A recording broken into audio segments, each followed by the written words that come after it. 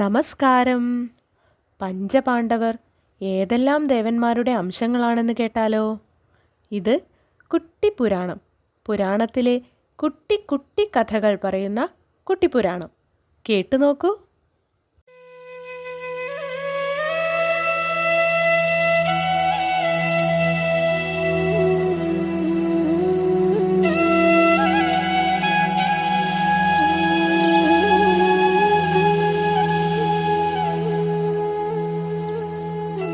കുന്തിക്ക് ലഭിച്ച മന്ത്രവരത്താൽ ദേവതുല്യരായ മക്കൾ തനിക്കുണ്ടാകുമെന്നത് പാണ്ഡു മഹാരാജാവിന് വലിയ ആശ്വാസമായി.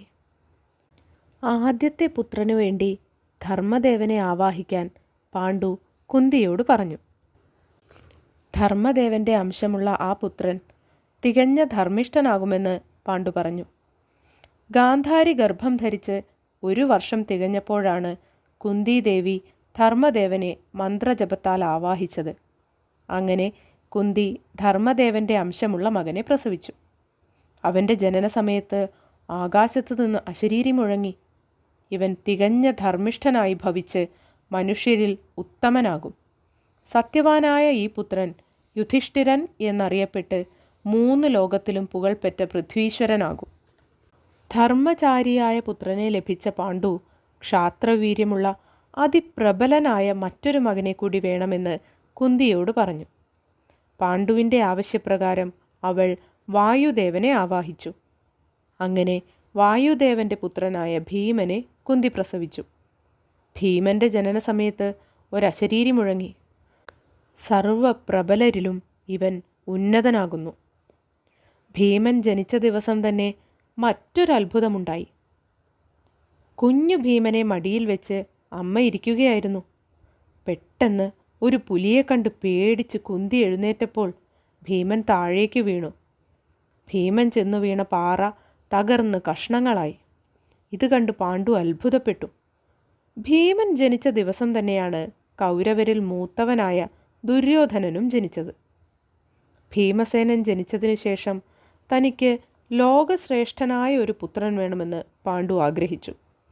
ദൈവവും പൗരുഷവും ചേർന്ന പുത്രൻ, ദേവാധിപനായ ഇന്ദ്രനിൽ നിന്ന് ലഭിക്കുന്ന പുത്രൻ.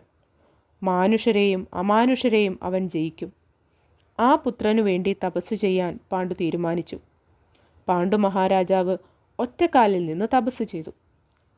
കുറച്ചു നാളുകൾക്കകം ഇന്ദ്രൻ പ്രത്യക്ഷപ്പെട്ടു പറഞ്ഞു, ത്രിലോകങ്ങളിൽ പുകഴ്പ്പെടുന്നവനും സർവശത്രു സംഹാരിയും ബന്ധുക്കൾക്ക് ആനന്ദദായകനുമായ ഒരു പുത്രനെ ഞാൻ അങ്ങേക്ക് നൽകാം.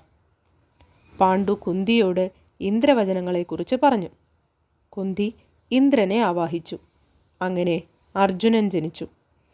അർജുനൻ ജനിച്ചപ്പോൾ ആകാശത്തെ തകർക്കും വണ്ണം മുഴക്കമാർന്ന അശരീരി ഉയർന്നു. കുന്തി, നിന്റെ പുത്രൻ കാർത്തവീര്യോപമനാണ്, ശിവതുല്യ പരാക്രമനാണ്. അജയ്യനായ ഇന്ദ്രനെപ്പോലെ നിന്റെ പേര് ഇവൻ പുകഴ്പ്പെടുത്തു. ഇവൻ വിഷ്ണു സമാനനായ അതിസാഹസികനാകും. ഇന്ദ്രകൽപ്പനയാൽ നിവാത കവചന്മാരെ, ദേവവിരോധികളെ നിന്റെ മകൻ ഹനിക്കുന്നതാണ്. സർവ്വ ദിവ്യാസ്ത്രങ്ങളും നേടി ഈ ധീരൻ ക്ഷയം ഭവിച്ച സർവ്വ സ്ത്രീകളും വീണ്ടെടുത്തുയർത്തും. കുന്തി, ഗാന്ധാരി എന്നീ രാജമാതാക്കൾക്ക് മക്കളുണ്ടായപ്പോൾ മാദ്രിക്ക് വളരെ വിഷമമായി. മാദ്രി തൻ്റെ വിഷമം പാണ്ഡുവിനെ അറിയിച്ചു.